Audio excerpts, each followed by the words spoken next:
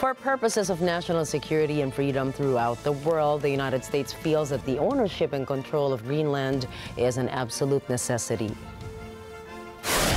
Ito ang naging pahayag ni U.S. President-elect Donald Trump sa Truth Social. Nanindigan siya na para sa seguridad ng Washington ay mahalaga na makontrol ng U.S. ang Greenland. Subalit sinabi naman ni Greenland Prime Minister Mate Egede, hindi for sale ang Greenland at hindi ito ibebenta kahit kailan.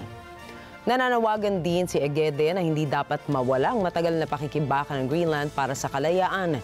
Sa isang komplikadong sitwasyong pampolitika sa seguridad, ang transatlantic cooperation anya ay napakahalaga, kaya giit ni Egede.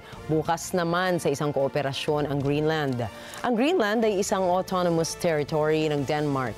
Ito ang pinakamalaking isla sa mundo at may populasyon na 55,000. Ayon sa isang political analyst o sa ilang political analysts, matagal ng issue para kay Trump ang Greenland. Noong unang termino ni Trump bilang Pangulo ng Estados Unidos ay kinansela nito ang isang official trip sa Denmark matapos sabihin ng Denmark na hindi for sale ang Greenland.